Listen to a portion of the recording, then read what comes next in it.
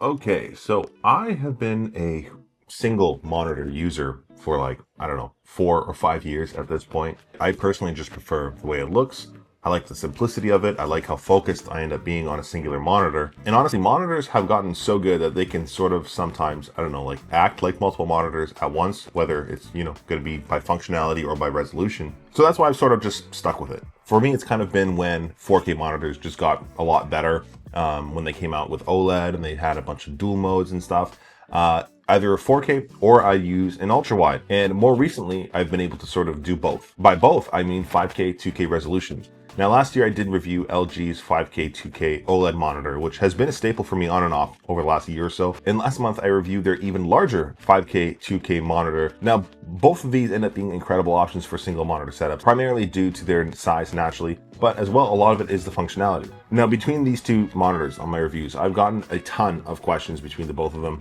So I figured I would compare them today since both are excellent options, but they do also differ quite a bit. So they might actually be geared towards two different audiences depending on what you're into. As for the monitors that I'm comparing, we have the 45-inch OLED Beast, and I'll throw the model number up here on the screen. I will be calling that either just the 45-inch or the GX9. And then we do have the even larger 52-inch VA Beast, which I'll call the G9. Also, model number up here on screen. I really just think the hardest part about comparing these is simply having enough space for both of them at the same time, which is why I've swapped them in and out of my desk setup. Right now, I've got them both set up on my bar space because I don't really have the space to put these two things side by side. I also do want to give a huge thanks to LG for sending both these monitors my way between last year and now, and for sponsoring today's video. Now, the first thing I want to talk about when it comes down to these displays primarily is going to be the panel technology, because that is a big difference for a lot of people. Primarily, we have the GX9, the 45-inch is going to be an OLED monitor, whereas the larger 52-inch G9 is a VA panel.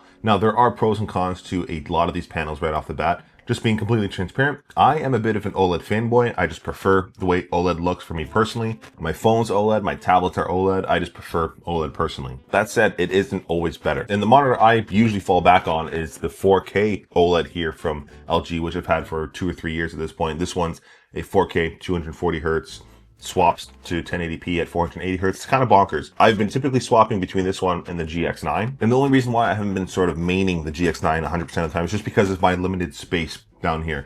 Now, fun fact, the GX9 or the G9 is going to be one of my main displays when I move studios, which is going to be happening in the next month or so. So keep an eye out for that video. But that said, let's talk about OLED alongside the strengths and weaknesses of it. And then I'll compare that to the VA panel on the 52-inch 5K 2K. Now, the first thing for me when it comes down to OLED panels is probably just going to come down to the literal pure blacks you get on an OLED panel. If you're unfamiliar with OLED, since each pixel turns off and on individually, that panel ends up giving you a literal true black experience for scenes where black is actually showcased. Likewise, because of this, alongside the panel technology itself, colors seem to pop quite a lot more. OLEDs also typically give you better viewing angles. I'm not sure why this is the case, but if you do have a space where, your monitor is going to be shared between you and another person, or even yourself personally, you just prefer having better viewing angles, OLED is going to be the better option for you. Now, surprisingly, I will say between OLED and VA, I would have expected more of a difference when I'm viewing head on. And that is a little bit surprising, where I find a lot of people give VA a bad rap online, which yes, it does have poorer viewer angles, but once you're actually sitting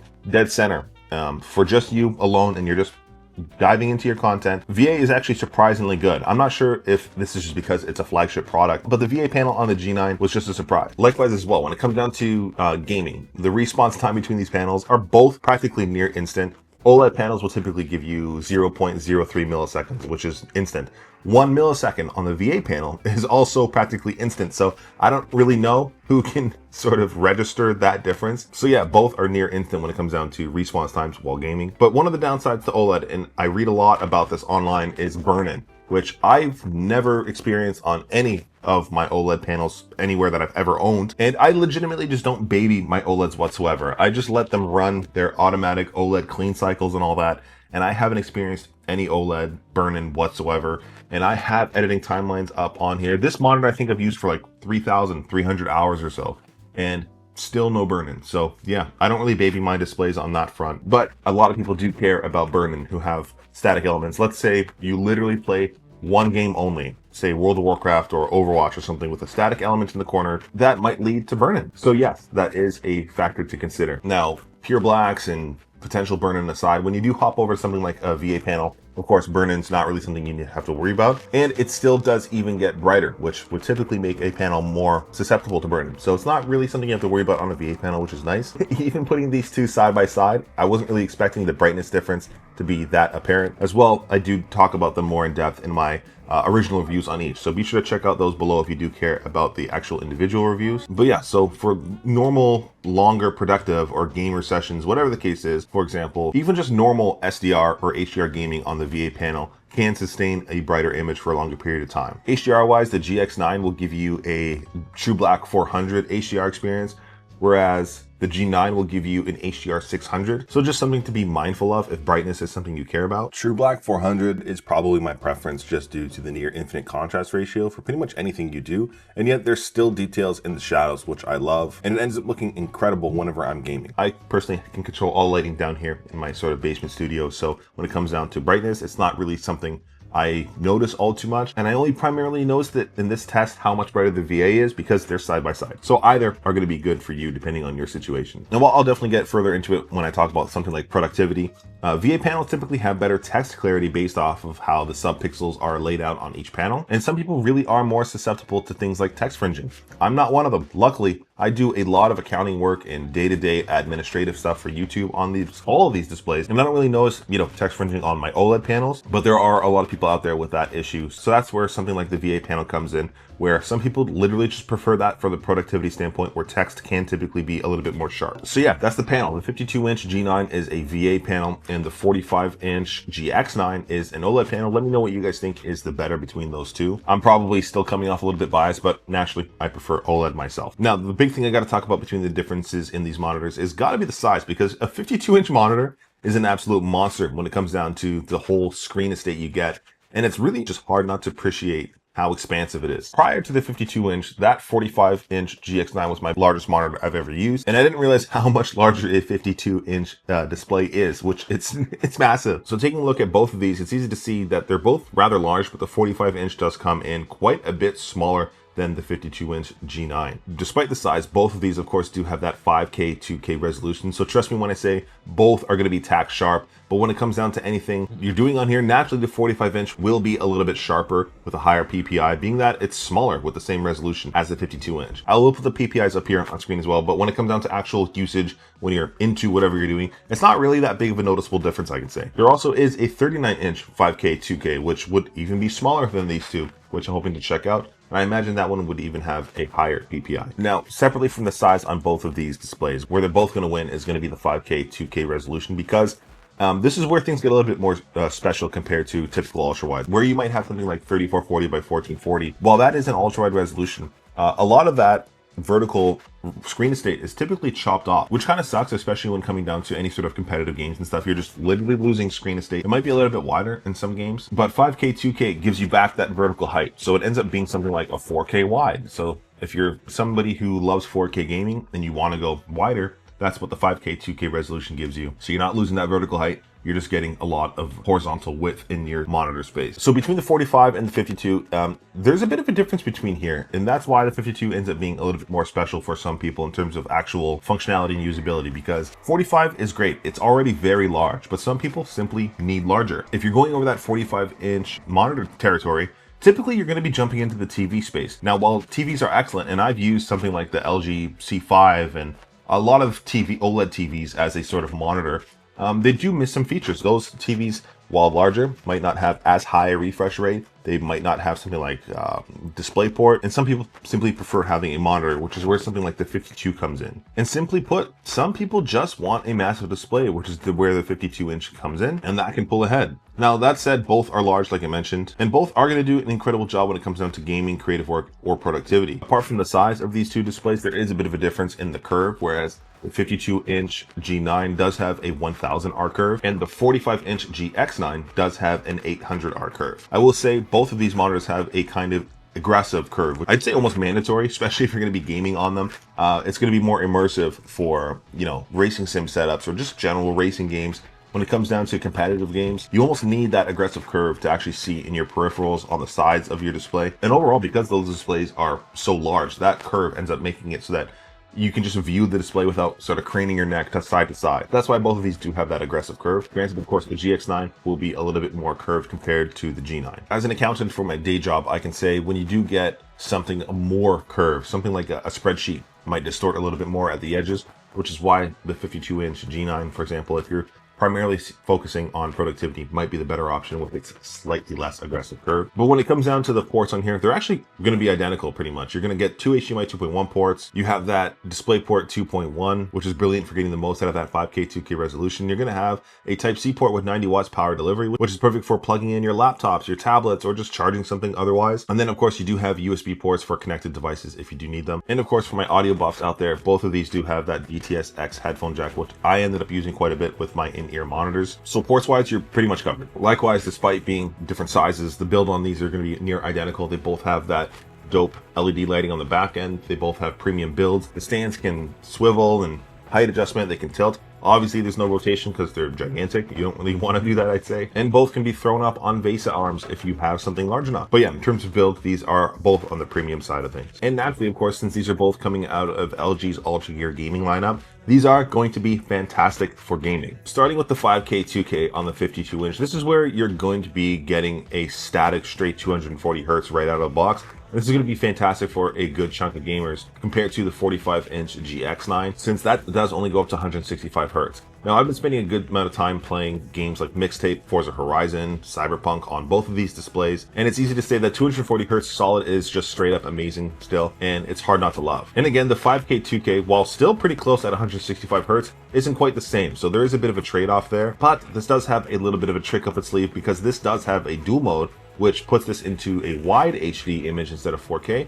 but you do get 330 hertz, which is going to be a lot better for something like competitive gaming. For me, I've always played a lot of competitive games, which is why I sort of geared towards my 4K LG, because this does go up to 480 hertz when I want to play competitive games. So having that massive ultra wide that can do 330 hertz is also pretty awesome when it comes down to competitive gaming, and I love having that sort of dual mode option. Naturally as well, when gaming, comparing each of these side by side, it's hard for me to not be biased because I do love my OLEDs, but seeing these side by side, I really do prefer the OLED panel when it comes down to the actual saturation in the colors, and the deep blacks look a little bit better to me. The GX9 simply looks gorgeous because of the OLED panel. But noticeably as well between these two panels, even in the same testing conditions, if I move my camera to be straight on to the VA panel, it's easy to see how good it looks as well. It really is a lot brighter, and I know this isn't in my head because my camera literally shows me how bright an image is, and I can see how much brighter the G9 is compared to the GX9. So yeah, there is definitely a benefit to the VA panel having a brighter display. For my competitive gamers, again though, I think the 45-inch might be a little bit better for you. Otherwise, of course, if you do prefer that OLED panel,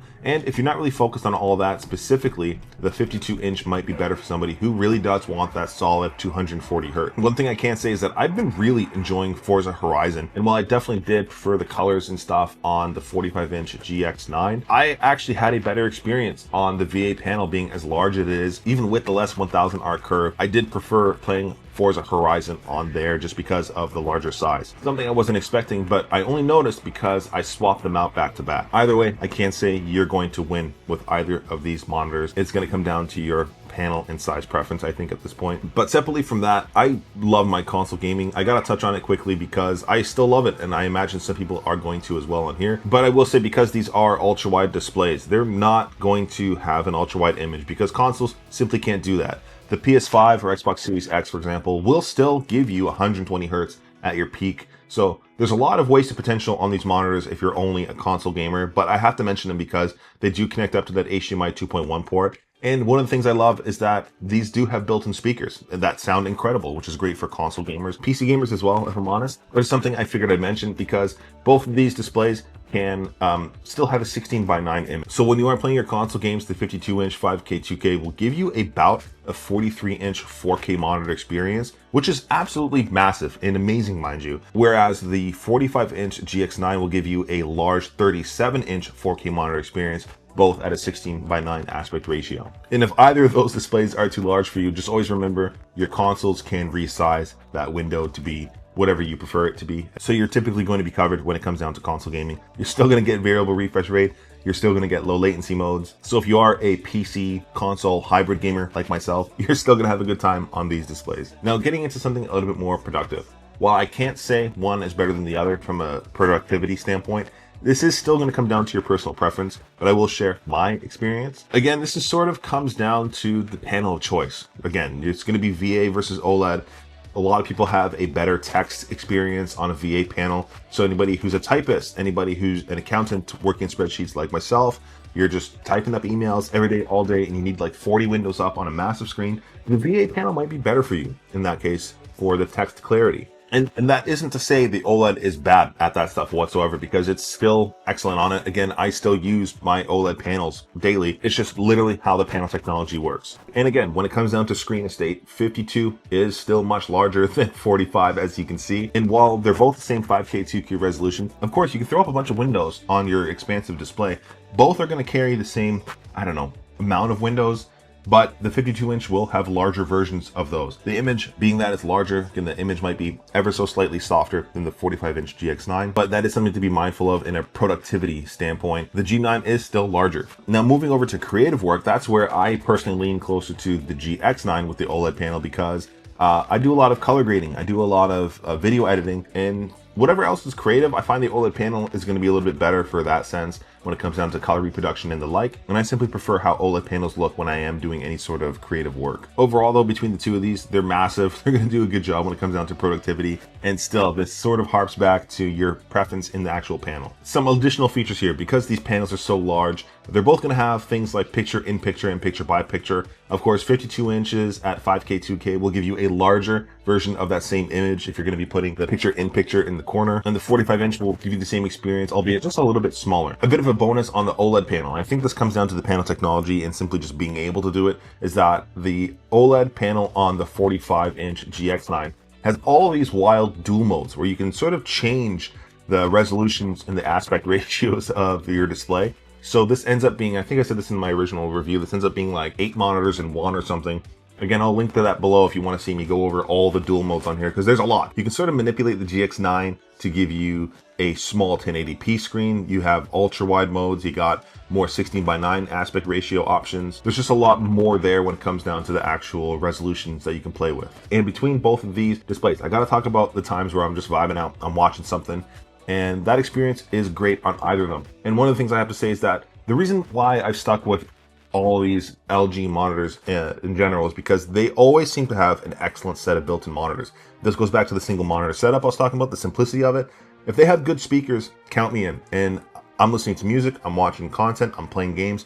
They all have great sets of built-in speakers. So that's just the first thing I gotta say. But when it comes down to watching content on here, it's just fantastic. And media-wise, going back to the GX9 OLED panel, you are gonna have better viewing angles on here if that's something that you care about. Otherwise, depending on how your setup is, some people might wanna lean to the larger display for media consumption as well. For me, size isn't the biggest thing between these two panels. I just love that they both have built-in speakers. That's all I can really say about media. Now, what are my thoughts overall on these displays? It's hard to pick because it all comes down to personal preference. The reason and purpose of this video is more so to show them side by side in my personal experience. As you can tell, I'm not the biggest technical guy. I don't calibrate my displays. I don't measure my displays.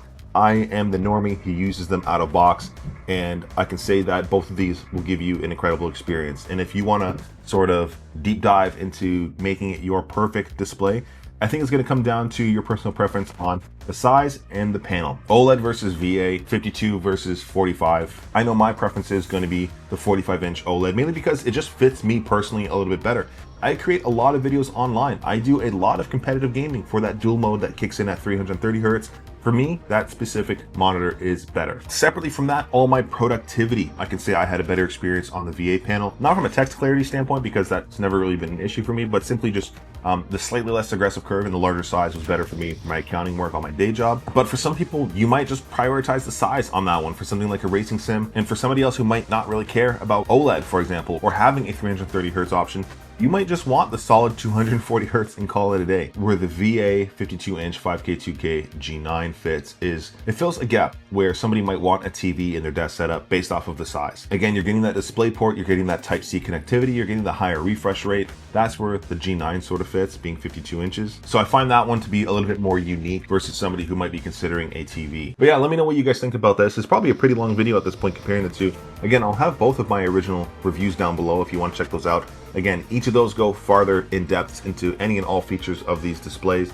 I think to sum this up, really, it comes down to two things: size and the panel, OLED versus VA. Pleasantly surprised with the VA, even compared to an OLED, I will say. But yeah, I do want to give a huge thanks to LG for sponsoring today's video and sending these both out my way to check out. I appreciate you guys watching till the end. Till next time.